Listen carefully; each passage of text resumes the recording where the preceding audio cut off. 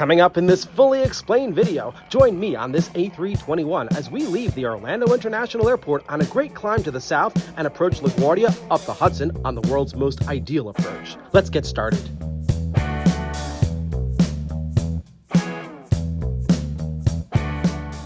Hello everybody and welcome back to my channel. I'm at MCO Orlando and I'm flying up to LaGuardia. Let's go. But before we begin, here's a message from this video's sponsor. If you haven't heard about Extra, you're missing out. Because it's the #1 rated smart wallet in the world, I personally own a variety of Extra products, like this Extra Card Holder Pro that can hold cards and cash and even blocks RFID to prevent wireless theft. I even have an Extra card plate to increase storage space. This is one of my older wallets, and it's in great shape. They even have wallets that glow in the dark. I never go anywhere without my Extra wallets. And if you're interested in Extra Wallet, you can get additional savings on top of the already existing savings by clicking on the link in the description below and entering code MASELLA. That's MASELLA. All right, I dropped off my bag here and I'm ready to go to TSA. It's not too often that I get to fly from the Orlando International Airport, so I'm relishing this moment. It's a massive airport, but very efficient. In order to get to the Delta gates, the lower ceilings of the check-in area give way to a large and vast atrium. This is a great space and it's surrounded by windows and balconies of the airport's hotel. I always love the good old fountain here at MCO. This guy, known as the Traveler, has been sleeping at the airport for nearly 4 decades. Why anyone would want to sleep at an airport is beyond me.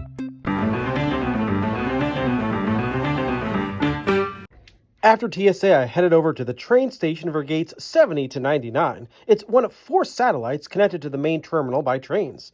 Taking a train to your gate evokes thoughts of the transportation systems at Disney.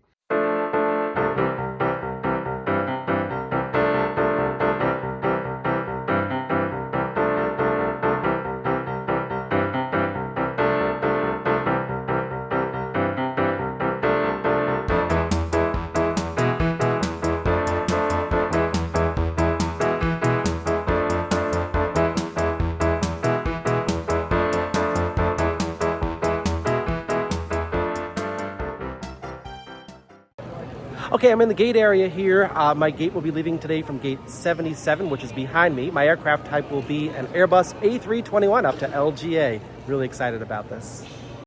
And back there is the Delta Sky Club. Last time I flew out of this airport, I had access. This time I don't. So instead, I settled into the food court where I had a view. Okay, I've settled into the food court here at the Orlando International Airport in the gate area. And I'm thinking, of course, about my approach to LaGuardia today. Now, today is a Saturday. Runway 1331 is closed. So aircraft are going up and down runway 22. That's right, landing on runway 22 and departing on runway 22, which generally calls, or always calls, for right traffic to runway 22, and my seat is on the right side of the aircraft. Now, it's morning time now, and by the time I get to LaGuardia, it will be the afternoon, so they may open up the crossing runway 1331. I'm hoping that runway 13 will be the departure runway, because if they use runway 13 for departures, aircraft will make right traffic to runway 22. So if we're in the situation we're in right now, of course, we're going to go up the Hudson, or near the Hudson at least, make right traffic to runway 22. Now, my seat is on the right-hand side of the aircraft because the wind is coming from the south. And again, it's one of those situations where it looks like it's going to favor runway 13 for departure, but I'm not 100% sure because it's almost straight down runway 22. We'll see, but I'm hoping for right traffic to runway 22 today at LaGuardia Airport. Right now, runway 1331 is closed. If it stays closed, I'm in luck, but we'll see what happens. As I hope for a runway 22 with right traffic approach, I went for a walk because I arrived really early, so why not check out gates 80 to 89? The area where all the Delta flights were leaving from was packed with people, so why not wait here? This area only had a handful of departing flights and was quieter than a Sky Club. So to make a space my own, I sought out an empty gate. This gate had signage for Virgin Atlantic, and there wasn't a Virgin Atlantic plane in sight, so I made this my operating base. I didn't just choose any empty gate. I had to, of course, ensure that I had a view, and with no airplane at the gate, I had a nice view of airport operations. From here, I saw that MCO was in a southern flow. All of the runways run north-south here. I also had a nice view of aircraft taxiing around on the taxiway system. Not enough people do what I do, but these views are very rewarding. While watching this Spirit Airlines plane taxi by, I saw a Southwest 737 landing in the opposite direction that the traffic was flowing in before. Well, it looks like MCO is switched to a northern flow. And on the other side of the concourse, planes were heading north. From a distance, I caught this Emirates 777, but today's star is this Delta A321, which just landed from a northern flow. This is the plane we'll be taking to LaGuardia. It just came in from Detroit. I chased this plane down in its taxi because I knew that the gate 77 area is typically overcrowded since it's at the end of the concourse with many gates, and seeing the plane will be very difficult from there. But eventually, I did work my way over to gate 77. I'm so happy I waited in another concourse. It is super crowded here. Okay, I'm at the gate area here. I'm glad I got to see the airplane before because there's so many people here. I can't even get close to the windows. It is noisy and crowded. Today's slightly delayed flight has a call sign of Delta 2703. I managed to get a small glimpse of the plane at the gate when it was time for boarding. What an exciting moment. Even though I do this often, it never gets old. Here's the view from my seat on the right side of the plane as I hope for that runway 22 right traffic approach, ideally up the Hudson. My seat is in the Comfort Plus cabin today, but that's not important. As long as there's a window on the right side, well, that's what matters. This is the only screen view I'll be using today, the map showing our position. No, we won't be flying in a straight line up to New York. We're running a little late, and the ground crew is helping get us out as close as possible to our scheduled departure time, but we actually left the gate even past our new departure time that was posted.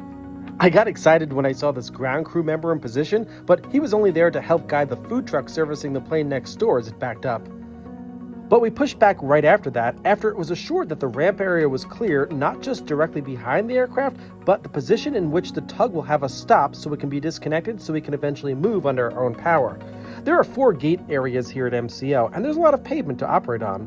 This airport has a huge footprint, and we're going to utilize much of it because once we leave the ramp on our own power, we're going to be taking off to the south. That's right, Orlando just switched back to a southern flow, and our departure runway will be 18 left. 18 left means a taxi to the other side of the airport. There are 2 sets of 2 parallel runways here at Orlando. We're on the east side, and we need to head to the west side of the airport. Under our own power, we leave the ramp where there are a bunch of Delta planes, including a wide body. That's why there were so many people in this part of the terminal. Once we leave the ramp and enter the zone controlled by the Orlando ground controller, we have to head south, then west, then north, essentially making a U-turn around the entire terminal complex. We'll use taxiway Gulf to go south, Echo to go west, then Charlie to go north. Once we get to the beginning of the runway, we'll make a left turn to complete a U-turn on runway 18 left, which heads south, and we can take off.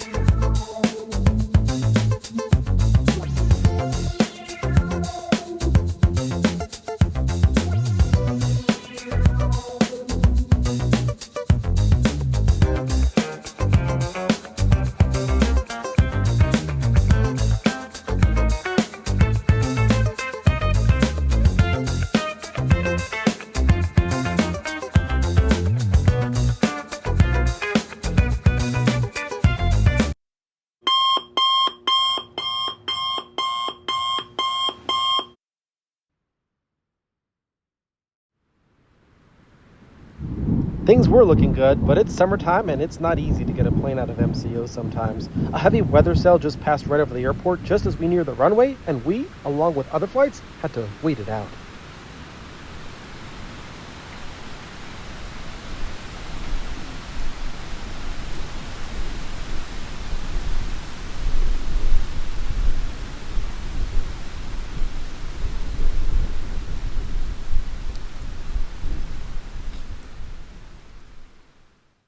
Well, the good news is that the weather system was small and we only held for about 15 minutes before ATC released us. With the wind coming from behind us, we'll be making a U-turn to depart on runway 18 left today. We're in a cluster of about 5 other airplanes that are doing the same thing, although they'll be dispersed in different directions when airborne. After takeoff, we'll be making a right turn and will eventually of course need to make a U-turn to get up to New York since the runway heads south. We're now on the control tower frequency, and a few other aircraft in front of us have taken off. It's now our turn to line up and wait on runway 18 left.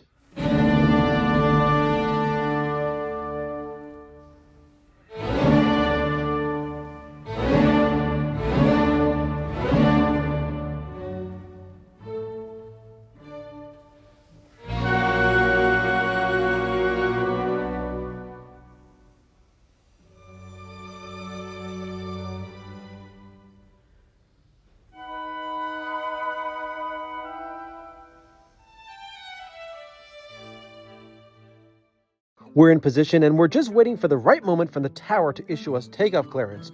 During moments of weather conditions like this, the takeoff clearance has to be issued at the right moment as there's so much demand and every plane needs to be safely spaced apart. That time has come now, and we're now cleared for takeoff on runway 18 left.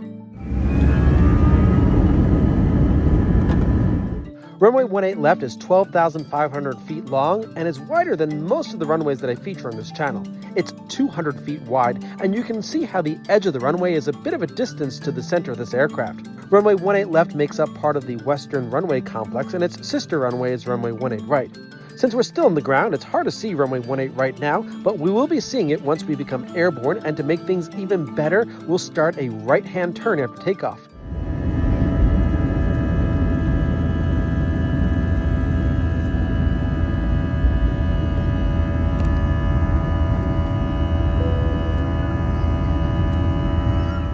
There's runway 18 right, also known as 36 left on the opposite direction. It's essentially the same length of width of the runway that we just took off on. Sitting on the right side is paying off. I just love runway views from the air. The engines of this A321 are powerful and are making a musical buzzsaw sound as the captain pulls back a bit.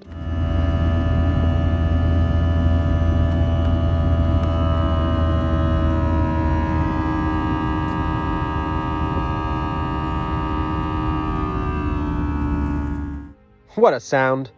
Back there you can see a runway 18 arrival slowing down to clear the runway.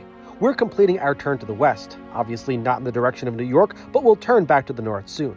The controller at this point hands us off to the departure controller, and the view immediately below us shows us the neighborhood that's on the southwestern quadrant of the airport, Boggy Creek. While Boggy Creek is heavily commercially oriented, the Taft area just north of it is more of a residential area. But the majority of the time that we spend on our initial heading westbound features heavily industrial areas below. On the other side of the plane, the view is much more residential as passengers on that side get to see the Meadowwoods and South Chase areas of Orlando, home to thousands. We'll be making a series of shallow right-hand turns, slowly working our way up north, and all of these turns work out perfectly, keeping us out of and away from the small weather systems in and surrounding the Orlando metropolitan area today. We can see some rain falling in the distance. We'll be keeping clear of that area, and we'll be making a right turn. Right around Route 441, we continue further to the right. This will point us towards SeaWorld, but we'll be steering clear of the Disney area, keeping us more in a northwestern direction. Back behind the wing, we can see the airport we departed from, and its north-south runways help us get an idea of the direction we're heading in. The major road down there is the John Young Parkway. John Young, one of the 12 humans to walk on the moon, was from the Orlando area. We're headed to a much lower altitude today as we continue further to the right toward a very popular area of Orlando at International Drive. The east-west road down there is State Road 520, also known as the Beachline Expressway, which runs from Cape Canaveral to Orlando. It runs across the north end of MCO Airport, and very often from this road, you can see very low-flying aircraft passing right over it, landing to the south. The large white building at the bottom of the screen is part of the Orange County Convention Center. Located on International Drive and opened in 1983, it's the second largest convention center in the USA. Just past it is part of International Drive, which features many attractions, including the 400-foot-tall Orlando Eye Ferris wheel. The highway down there is I-4, which runs from Daytona Beach to Tampa, and the neighborhood below is called Dr. Phillips, which is named after citrus farming businessman Philip Phillips, who's known for his philanthropic efforts. We've done well avoiding the scattered bad weather and are just about ready to head to the north, then northeast, and proceed on course toward the proud arrival to LaGuardia.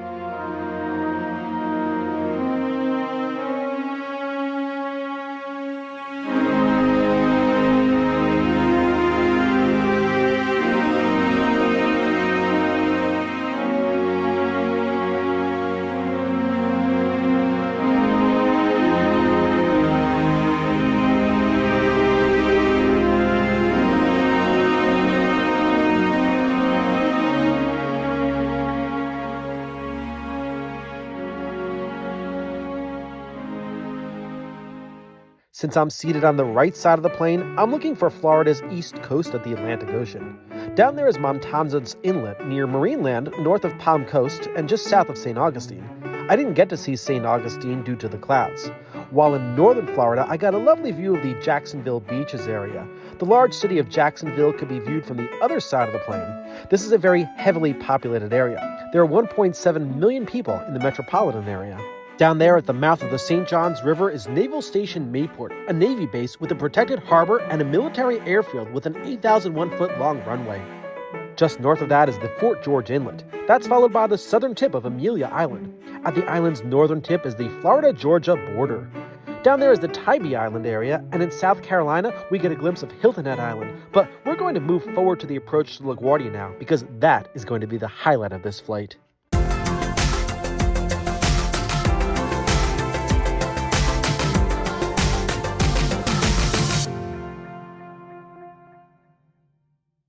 Moving forward, I'll be providing communications with air traffic control.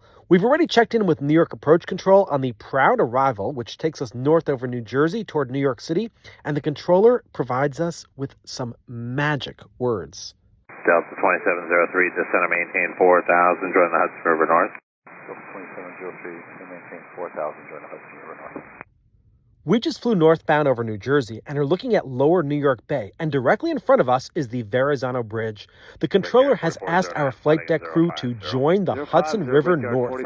Beyond the Verrazano Bridge is the Hudson River, and at 4,000 feet, we'll simply follow the Hudson River, which means that Manhattan is going to be on the right side of the plane, which is exactly why I'm seated here. Far too often, the controller issues radar headings to pilots these days, which puts the planes directly over or sometimes east of Manhattan, making my seat selection on the right side of the plane useless. And, as I mentioned earlier, runway 22 is being used for both arrivals and departures today since runway 1331 is closed. Since runway 22 departures turn left after takeoff to 70 degrees, occupying airspace to the east of LaGuardia, we need to pass west of LaGuardia, and today we'll fly west of Manhattan and east of New Jersey up the Hudson River. Make sure you check out my previous LaGuardia departure video, also filmed on a Saturday when runway 1331 was closed, and my Delta A321 to Orlando took off on runway 22 and turned to the east and did a climbing, circling left turn to make way for flights like this one, which will be going up the Hudson at 4,000 feet. We've got a great view of Brooklyn down there as we fly just west of Bay Ridge over the water. We'll see the water soon, and in a few moments, the path of the water we're flying over will split in two. We'll keep flying over the straighter path, which is the Hudson, but its eastern path forms the East River. Both rivers form the island of Manhattan, which will be right outside of this A321's window. In 37 seconds, we'll start to see lower Manhattan, but for now, since the controller has a lot to say to other airplanes, let's listen in. New York Approach, Delta 525, dispatch level 10,000, Echo. Delta 525, New York, welcome. Okay, 4601, cross Gentleman, at about 3,000, cleared ILS, runway 22 approach. Cross Gentleman, at about 3,000, is the ILS, runway 22, Break Air 44. And speed yours now. Alright. Break Air 4409, descend and maintain 2,000. 2,000, Brickyard 4409. Break Air 5595, descend and maintain 8,000. Descend and maintain 8,000, Break Air 5595. Here is Lower Manhattan. I am so happy that runway 22 is the arrival and departure runway, and we're following the Hudson. Delta 525, squawk 1137. 1137, Delta 525. Hey, New York, Delta 525, I've got some engine, we're 270 knots on. Say again? Delta 525, just letting you know we're 270 knots on. Right, thank you.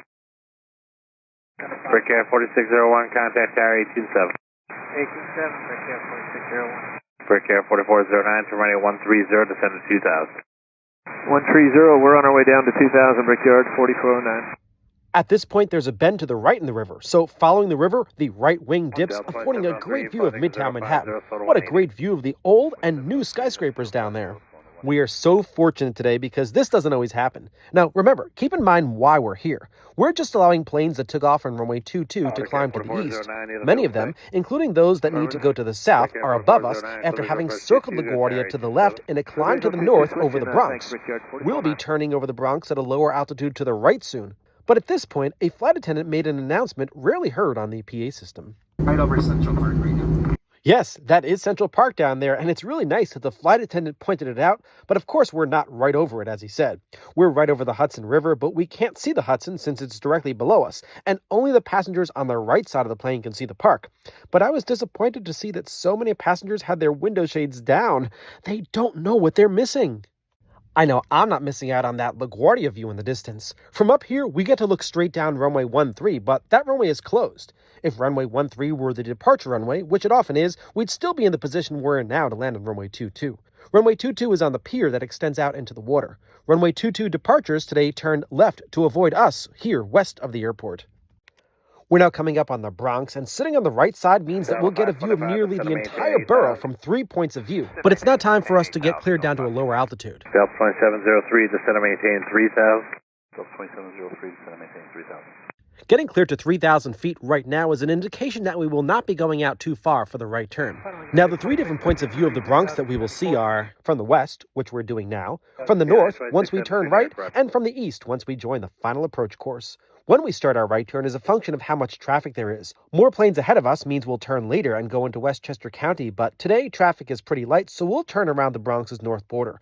Remember that runway 22 is the landing runway, but it's also being used as the departure runway, so there needs to be enough space between arrivals so that the tower controller can squeeze out departures between the arrivals. If there isn't enough room, then planes may have to land one after the other with no departure between them. If you've seen other videos on this channel before, you know that I have been in this position where I am right now, but this is the first time I'm doing it where the landing runway is also the departure runway. I can't wait to share you what will occur on the control tower frequency because the tower will indeed insert a departure in front of us right before we land, and we won't get landing clearance until we're on short final. Delta 2703, turn right 130, descend to 2000. Heading 130 down to 2000, Delta 2703. Okay, this is our right base leg. The 130-degree heading, which is parallel to runway 13, puts us at a 90-degree angle to runway 22. We're also told to descend to 2,000 feet. Sometimes flights may not turn right back to the airport until they're deep into Westchester County around White Plains, but remember, this is a Saturday. Traffic is lighter on Saturdays. Being a Saturday is also a reason for the runway closure. The airport can function perfectly with 50% less capacity on a Saturday. As we descend to 2,000 feet, we get even better views of the North Bronx. Down there is the Bronx River Parkway, which separates the Bronx from the east and the west. And if we look in the distance, we can see the Hudson River that we just flew northbound over. See Manhattan down there? We've come quite a distance in such a short period of time. We're ready for the final approach, so the controller will ask the pilot if he can see the airport, to which he'll respond in the affirmative. We can see the airport out our window too. With the field in sight, the controller will clear us for a visual approach to runway 22 and hand us off to the control tower at the airport. Delta 2703, you have the field? 2703, still sight. Delta 2703, clear visual first 22, go tower 187. Clear visual 22, tower 187. Right over Interstate 95 near Co-op City in the Bronx, we turn right toward runway 22. The pilot will still use some instruments for guidance, and when he calls the tower, he'll indicate that he's at a point on the instrument landing system called Greco at 5.5 miles out from the runway. Now, once he calls the tower will come back with more information that would be transmitted on a 2-runway day. The controller will mention the arriving flight in front of us, as well as the fact that a plane will take off in front of us. Tower Delta 2703, Greco for 22. Delta 2703, LaGuardia Tower, number 2, following traffic 4.5 miles ahead. Continue to approach, expect running clearance about 2 out. There'll be a departure for 2 out. 2703. So there's a plane 4.5 miles ahead of us for landing that we're following, and once that plane lands, the tower will place a departing plane on runway 22, and it won't be issued takeoff clearance until the arrival touches down and clears the runway. We can expect landing clearance around 2 miles out. Now the plane behind us will check in, but the tower rushes to get a plane onto the runway since the previous plane just landed. Sorry, United 2673 is on the ILS 22, slowing to 180. Delta 2346, next arrival accompanied by approaching a 4-mile final, ready to go. Runway 22, line of point. Line of point, runway 22, Delta 2346. United 2673, LaGuardia Tower, number 2, continue to approach, expect landing clearance about 3 out, but the departure for 2 out. United 2673. Delta 2346 is our focus now, as it's entering runway 22, which is right ahead of us. We're only around 3 miles from landing. The controller is watching the previous plane slow down now and tells him to vacate runway 22 to the left, but we'll have to do it expeditiously so Delta can take off and we can land. Breakout 4409, expedite down Yankee to Bravo, traffic just have a 3-mile final, and traffic will depart once you vacate, contact ground point 7. Yankee to Bravo, we're hustling, and we'll switch on ground, Brickyard 449. We're on a 3-mile final now, and there's a Delta plane lining up. Once the arrivals clear the runway, Delta 2346 is clear for takeoff. Delta 2346, company 2 out, runway 22, clear for takeoff, 12012. 22 clear for takeoff, Delta 2346. Delta 2703, wind 22013, runway 22, clear line. 2703, runway 22, clear land. Now that Delta 2346 is clear for takeoff, we're finally cleared to land on runway 22. Our clearance to land comes at exactly where we expected it, 2 miles out. If we had a forward-facing view, we'd see Delta 2346 rolling down the runway for takeoff, and by the time we touch down, that plane will be airborne. We're now over the East River between the Bronx and Queens, and the runway 22 approach lights and pier are directly in front of our airplane. But the controller is also focused on that United plane behind us, and he wants to squeeze out a JetBlue plane between us and United. JetBlue is waiting for us to land, and as soon as we reach runway 22, the controller tells JetBlue to line up and wait on the 7,000-foot-long runway 22. JetBlue 46, 40 tower, next route, 5 mile final, runway 22, line up away. Line up runway 22, Delta 40. JetBlue is entering the runway behind us from the other side, and Delta 2346 ahead of us is airborne and being told to contact New York Departure Control. Delta 2346, contact departure, will see it. Departure to Delta 2346. Now that we're slowing down, the controller is monitoring us to see which taxiway we can vacate runway 22 on, since there are at least 2 planes behind us that need to use runway 22. Delta 2703, left Charlie Bravo, contact ground 27, will see it. Charlie Bravo, ground, Delta 2703. Now that we're clearing runway 22, the tower tells JetBlue to take off, and United gets clearance to land. JetBlue 46, traffic still 3 out, wind 22012, runway 22, clear for takeoff. Clear for takeoff, United 2673, wind 22012, runway 22, clear line. Clear to land runway 22, United 2673. Wow, what an operation today. It's exciting to land on a runway being used by arrivals as well as departures. I won't focus on our taxi in, but I will fast forward to pulling into the ramp. Since we were assigned a gate in the C terminal on the far western side of the refurbished 60s gates, we were given access to this area via the lanes of Terminal B, which meant that this Delta plane had the extremely rare opportunity to taxi under one of the Terminal B passenger bridges to get to Terminal C's ramp. What a treat.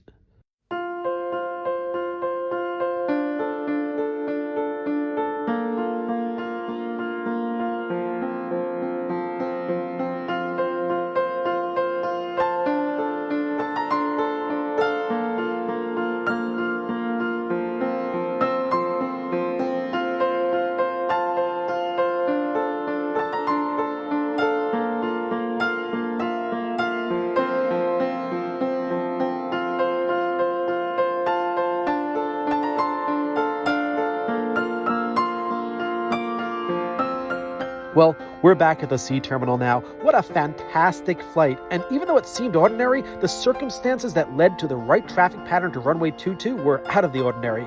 I encourage you to watch the video from August 24th, 2024, where I showcase in detail how a plane takes off from runway 22. In that video, I have cameras on both sides of the plane, and it was also filmed on a Saturday when runway 1331 was closed. There goes a runway 22 departure right now, turning left to 70 degrees to occupy airspace to the east of LaGuardia, which is why we flew up the Hudson River. I just love this stuff. In any case, don't forget to check the sponsor link in the description below for savings on extra products using code MASILA. I've also got a Patreon link down there. Well, thanks so much for watching this video, and if you haven't done so already, I invite you to click on the subscribe button so you don't miss out on the detail-oriented flying adventures to come. Thanks everybody, and see you soon. I'm off right now to book my next flight out of LaGuardia Airport.